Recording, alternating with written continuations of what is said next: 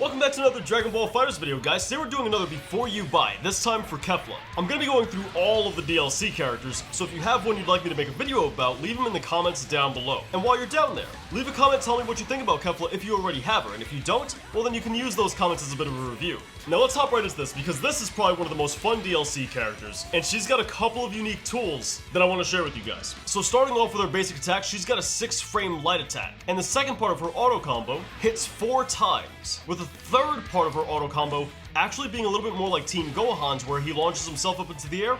She'll do the same thing. You'll find yourself catching a lot of people off guard with that third attack. Now her medium attack hits 4 times and it travels half the screen's length, so it's got amazing range. While her heavy attack is a little bit more standard, it does launch her forward a little bit, which gives her an additional bit of range. She does have a low-hitting light attack with a standard low-hitting medium attack and your standard 2H that hits pretty vertical, not too much on the horizontal side of things. But that's not her only heavy attacks. Pressing forward as well as heavy attack will have you do an overhead that they have to block standing. While it does have a 27-frame startup, it's not the fastest thing in the world, you'll certainly be catching people off guard with this. And this is where the mix-up potential comes into play, because not only does she have a command heavy that hits overhead, she's got the light low and the medium low, but her quarter circle back light, medium, and heavy all hit low. So these are all threats the opponent has to watch out for. At any given moment, you can rip a low attack out of nowhere. Get them used to blocking low, and once they're used to it, nail them with the command heavy. Now the quarter circle back light attack will travel half screen, the medium version will do the same, traveling just a little bit farther, and the heavy attack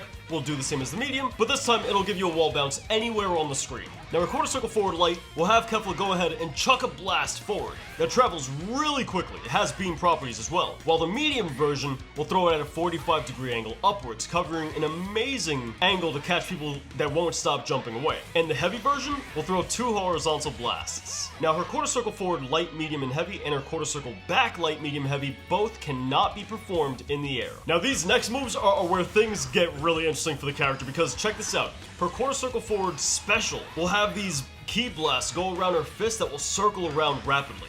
If you hold the button down, they'll continue to circle around, and then she'll throw the orb forward, launching it at the opponent. If you just tap it, then she'll launch herself forward and punch the person with the ki blast. The interesting part about this is you have 100% projectile invulnerability while you hold down the quarter circle forward. I mean, you're not going to be blocking any level 3s with that, but we got a different tool for that. You see, this is by far the most fun part about Kefla, and I'm pretty sure a lot of people can agree with me. Quarter circle back and special is a command dash, and it has full invincibility. This means normal attacks, ki blasts, as well as level 3s can all be avoided with her command dash. On the ground, it'll automatically cross up, and in the air, she'll travel at a 45-degree angle downwards. So it may not always cross up, but it can if you're close enough. And both of these special attacks can be performed in the air, which is really useful. And this right here, holding the ki blast down, is something you'll be doing a lot in your combos mid-air.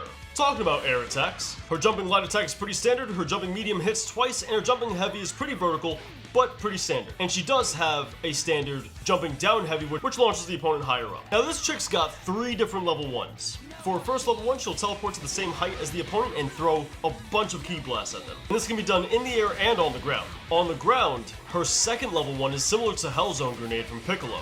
This is great for applying pressure and setting up for some nasty mixes in the corner. Now in the air, this becomes a different level 1 that's also her DHC. She'll teleport above the opponent wherever they are and fall directly on top of them, swarming ki blasts from above. And her level 3, although it's the weakest level 3 in the game, it's still pretty dope looking. Plus, one massive benefit of this is it hits everywhere on screen. The only way you can get out of getting hit by this is if you block, reflect, or if you're UI Goku and you just don't care about the rules of the game. Other than that, you're gonna get hit by that. Overall, I really love Kefla, and I would certainly recommend her to pretty much anybody who's willing to grab a DLC character. If you really enjoy mix-ups and a fast-paced character, then this is definitely going to be somebody you're going to enjoy. While she may not personally be my playstyle because I kind of struggle with characters that have multi-hitting moves, I still absolutely adore playing her, and she's such an amazing character to the point where even though I don't know how to play her, I can still get a pretty decent amount out of her. She really does make it easy to open people up. But let me know what you guys think in the comments down below if you have her. And if you don't have her, feel free to ask any questions. I think that just about wraps it up though. So if you guys enjoyed today's video, feel free to drop a like. It helps the community out a bunch. And if you're new here, stick around for a while, pull up a seat, subscribe, become part of a community that enjoys Dragon Ball FighterZ just as much as you do. I'll see you guys in the next one. Thanks for watching.